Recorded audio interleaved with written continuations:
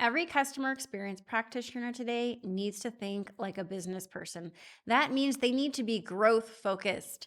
We are in the business of creating customers and retaining customers. So it is absolutely critical that we're able to prove that when we have strong customer programs, we're either saving our company money or making our company money. And I'm talking about in the contact center.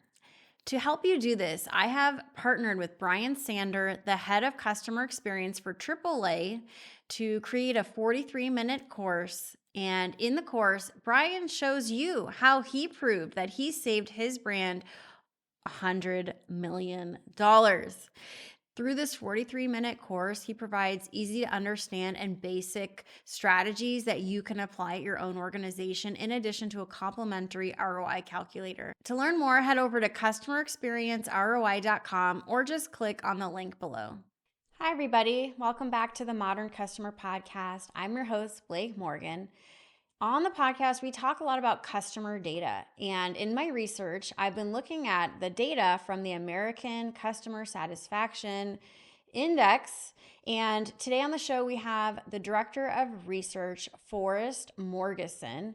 We are talking about the state of customer service and what the data says about the state of customer service and how much we can trust the data. Forrest is also an associate professor of marketing at Michigan State University, and he's a data expert and a research expert on the state of customer service. Please enjoy Forrest Morgeson.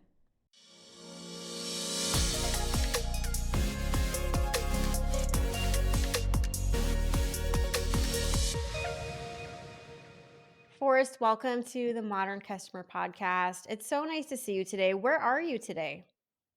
I'm actually in East Lansing, Michigan, so about an hour north of my home base in Ann Arbor, Michigan. Oh, okay. Do you love living there? I hear it's beautiful. It is. The winters get a little rough, but the rest of the year is quite beautiful here in Michigan. Well, yes, it's even cold here in LA today. So I'm recording with a jacket. But let's talk about you and how you got into customer data. Tell us the career journey and how you got to where you are now.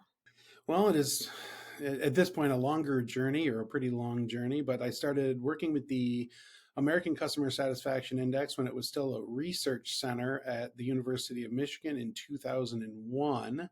So I Wow. started working there then and have been affiliated with the ACSI ever since. Although now my primary position, I'm an associate professor of marketing at Michigan State University. So down the road from Ann Arbor a little bit. But I've been working with the data for more than 20 years now. All right. So, for our audience, let's step back for a minute. I had recently reached out to ACSI because I was looking at the data of the state of customer service, and it's not good. It said the customer data said customer satisfaction is very, very low. And it sort of went like this if you're watching on YouTube, just a huge dip. And then when I reached out, the CEO of ACSI said, well, it's possible we can't even trust the data because the way companies collect data is problematic. So I thought this is going to make such an interesting podcast. So let's just start with your view. Let's not go to the data yet, but just personally, what is your view of the state of customer service right now? It's been a really bumpy road over the last 4 or 5 years. Um, Even before COVID hit, so a solid 2 years before COVID hit, we started to see a downturn in customer service. There's, I think, a variety of different explanations for that downturn. I think some of it has to do with the way that we're measuring and trying to understand customer service. We still have some deficiencies in the way that we do that within organizations. We're also measuring, or companies are measuring their customer experiences in different ways, and they're still getting their feet under them in terms of how they do that measurement, focusing more on social media and those kinds of things. And alongside that, of course, you have companies that sort of to some extent participate in a little bit of a vicious circle where their customer satisfaction and customer service improves, and they see the benefits of that in terms of stronger relationships with customers, and then try to take as much profit as they can, be as profitable as they can for their shareholders, and sometimes that will involve cutting cutting those customer services in the places where they're doing well, and they justify that by saying, but we're doing such a good job with our customers that we can afford to do a little bit less now. Regardless, we saw sort of a downward trajectory a couple of years before COVID hit, and then that was really exacerbated by the arrival of COVID and all of the restrictions that that placed on the economy. And then, of course, in the wake of COVID, as it started to wane, we had the huge uptick in inflation, which had a big impact on how customers perceive not just the prices, but the value that they're getting from different service providers and the products that they're purchasing. So we've had sort of a pretty significant downturn over the last 5 years, caused by interrelated, but in some ways very separate phenomena that have all weighed heavily on the economy. Yeah, absolutely. I mean, it's definitely a very uncertain time, and companies seem to be just pulling away. I believe Forrester said that they're not investing in customer service because they're tired from COVID, because they overextended themselves for their customers. They're tired. They want to invest in other programs. When I had originally reached out to ACSI and looked at the data, there were the CEO said there were some challenges and problems with the data, the actual data of how customer satisfaction is collected. Do you have any thoughts about if there's a problematic process to how companies collect customer sat data today? Well, I mean, there's a variety of different challenges that companies are facing, and now I'm talking about how the broader corporate landscape looks at and measures these kinds of things. First and foremost, one of the big problems is that we still do this in many cases through traditional customer surveying. And that's a strong and reliable way of collecting data into these kinds of consumer experiences. The problematic part is that we as consumers are more inundated with those kinds of surveys than we've ever been before, whether it's the SMS survey request that you get just after you leave a retailer, or the email that you get, or still we get phone calls and these other kinds of methods to try to get us to respond to customer surveys. We get more of those than we ever did before. And what that ends up resulting in is a whole lot of consumers that don't want to take these kinds of surveys. And that gives us samples of data that aren't necessarily representative of the population. That's part of the problem. And we still see, I think, too much in the corporate landscape sort of attaching our customer experience metrics programs to unreliable methods of collecting this data. There's too Hmm. many fads in the marketplace, too many quick fix kinds of methods that companies still use to measure consumer experiences that don't really allow for reliable data that gives us valid insights into how to improve our customer services. So the surveys are problematic. Customers don't want to take surveys. I never ever take surveys. And the companies just, it seems like, aren't advanced or sophisticated enough now to grab data, unstructured data, and comb through it, even though the technology seems to be there to be able to see if a customer was happy or not. But somehow there's some kind of gap there. Well, I mean, there's a big range in the quality at which different companies and different industries measure and analyze this data. There are certain industries that have adopted really, sound advanced techniques for gauging their customers' experiences and their satisfaction with goods and services. And there's others where they just haven't invested the time and the resources into doing that. And so, I think to be fair, it's important to say that there are really wide differences across companies and industries on how well they do this sort of thing. They're not all terrible at it. That being said, you still see reliance on too many metrics that are questionable, sources of data that are questionable. The view of market research and consumer experience research as PR more than as process improvement is still pretty prolific across industries. So those are the kinds of sources of unreliability and challenges that we get in the way this is done by a lot of companies. I'm so glad you said that, Forrest, because this idea of reducing back end complexity, of fixing process, that is a huge piece of an improved customer experience. But it's one that we don't really talk about as much as we should. Sure. What do you think are the tenets of a really strong customer service offering? It's a tricky question in the sense that I would really want to define what kind of good we're offering to a consumer before I Okay. answer that question. But I mean, there are certain tenets. I think, getting to your question, there are certain tenets that I think apply across virtually every industry. And you just touched upon one a moment ago. I mean, ease. How easy is it for me to do business with you as a company? Do you make it challenging for me to become a customer or for me to stay a customer?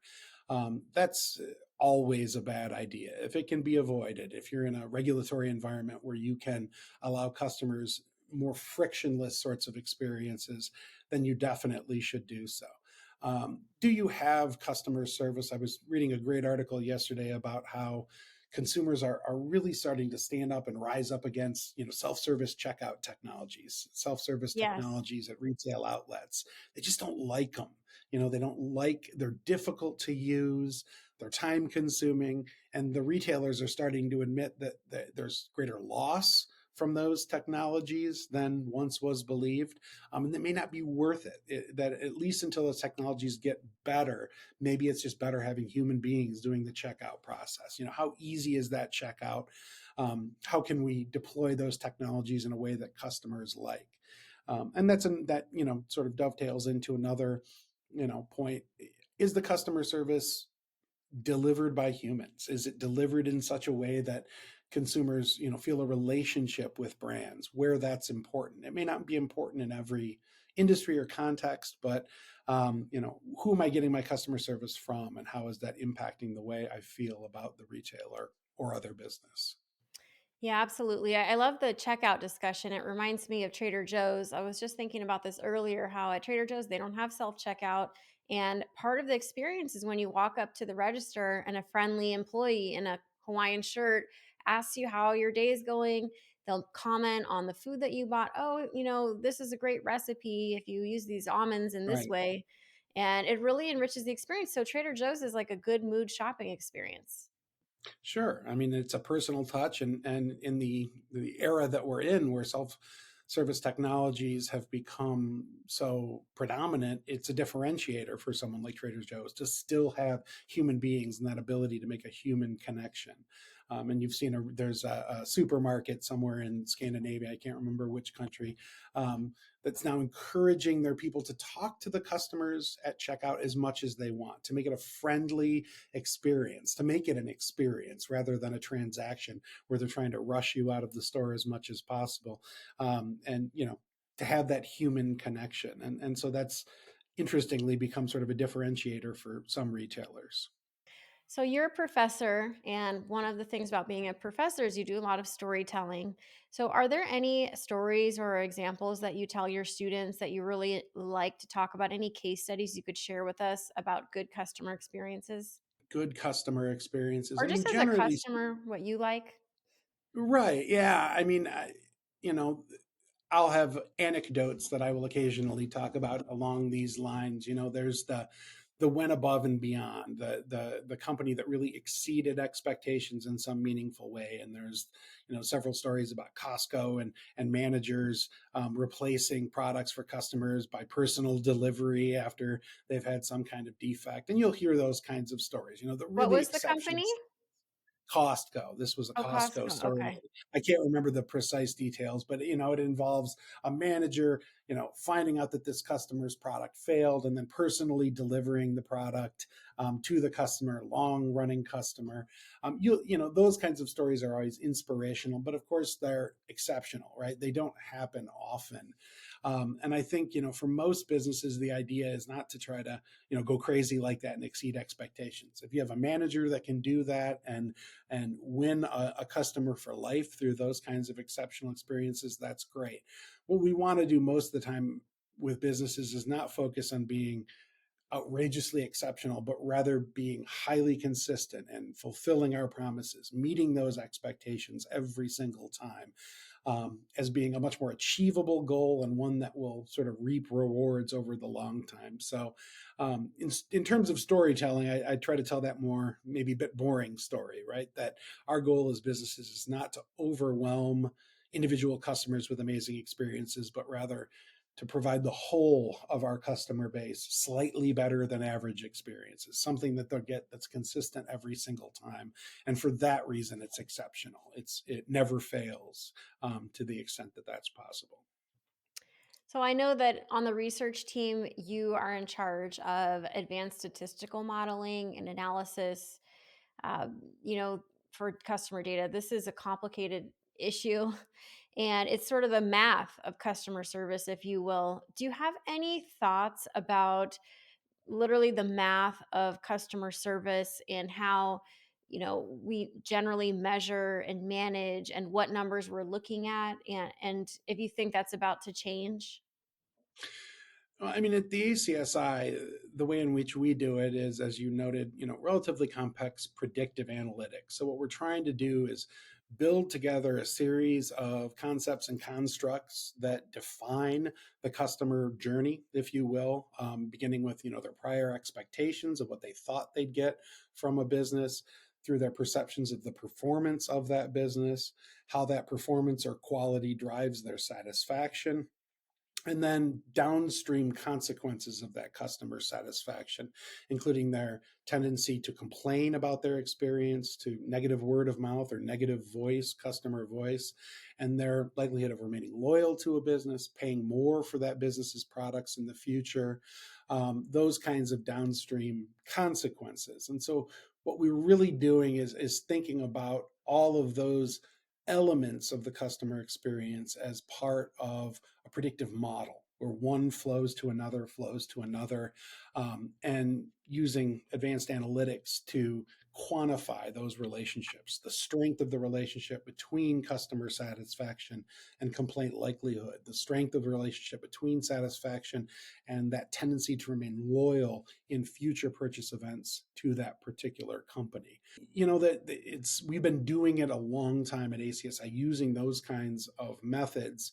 Unfortunately, what we see in a lot of businesses is they still, there's complexity in that method of analyzing your customer relationships.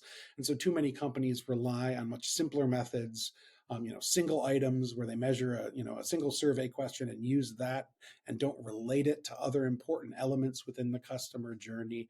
I think that's my biggest takeaway there. There is complexity to doing it as sort of a predictive model, relating a bunch of variables to one another in a robust way. There's complexity there, but it just gives you far better results and a far better understanding of what's really going on with your customers, why they're staying or defecting, and how you can inspire the behaviors that you want to see in the future from those Hmm. customers. Yeah, it seems like many companies, they're happy to just have one survey question and just keep it really simple so they can check the box.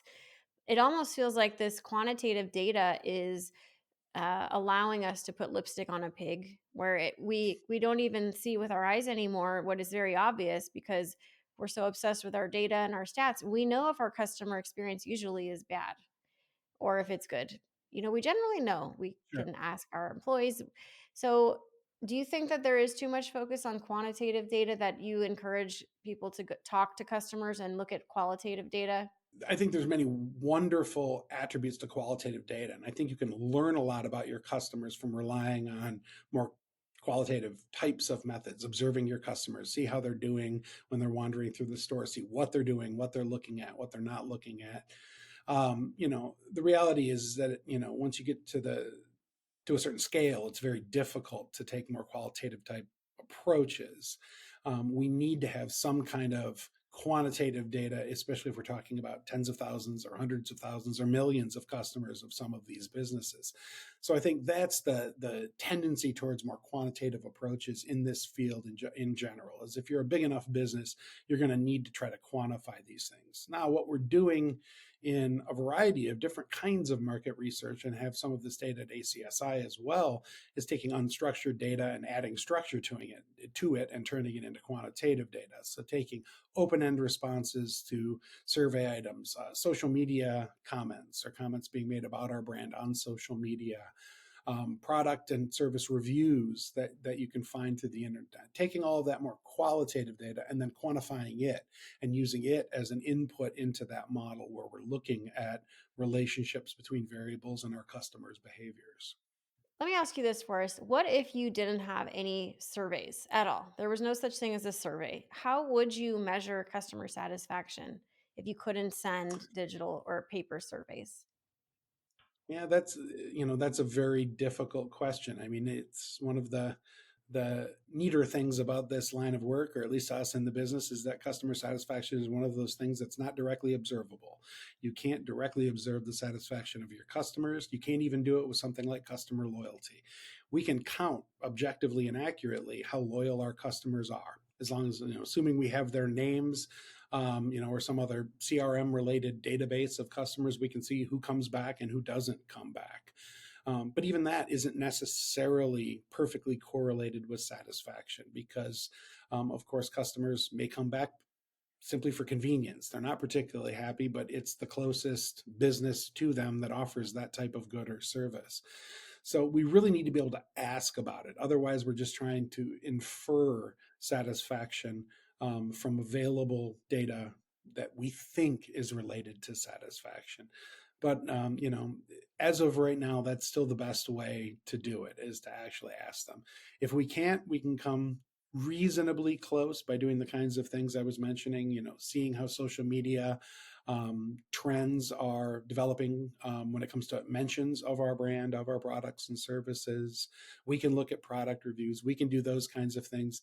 But at best, we're getting a proxy of real customer satisfaction. What about earned growth rate, which is Fred Reichelt's new take on Net Promoter Score, where you're tracking how many of your new customers are coming in through current customers? Is that something you guys are exploring at ACSI? No, not really. I'm not actually not familiar with that new concept. Of course, we want our products to grow through word of mouth. That's a long-standing, well before NPS, we understood the importance of word of mouth and market research. It can be a really valuable source of growth. It can also be a double-edged sword, of course. Word of mouth is not always positive. There is such thing as bad publicity when it comes to your products and services. So word of mouth can be difficult for some companies. But of course, right, we see a really strong relationship in some ways between word of mouth and customer satisfaction. Dissatisfied customers rarely talk about their products. On the other hand, sometimes very satisfied customers don't talk about their products. The products are too mundane. They don't find them, interesting enough to talk about. I don't know about you, but I don't go to my friends or neighbors and say, I had the most wonderful lunch meat the other day that I bought from the store. It was just the best Right. lunch meat and you need to buy it. Some people might, but in my experience, not many people talk about that. We may talk about our big ticket items. We purchased a new car and we love it. Hey, I got this new car. I've had it for 6 months now. You should really look into it. But there's real category differences there, whether or not word of mouth matters.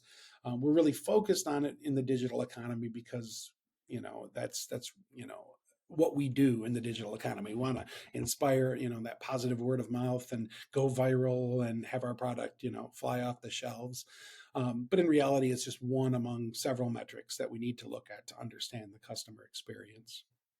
When I started in customer service, I really didn't want to work in a customer service job. My boss basically told me, "Oh, you want to launch these digital customer service programs? Okay, well, you're going to be the test dummy. You're going to go and try these new channels and you're going to respond to customers yourself." And I really at the time didn't want to do it. Now, of course, like many, many years later, I'm very happy I did.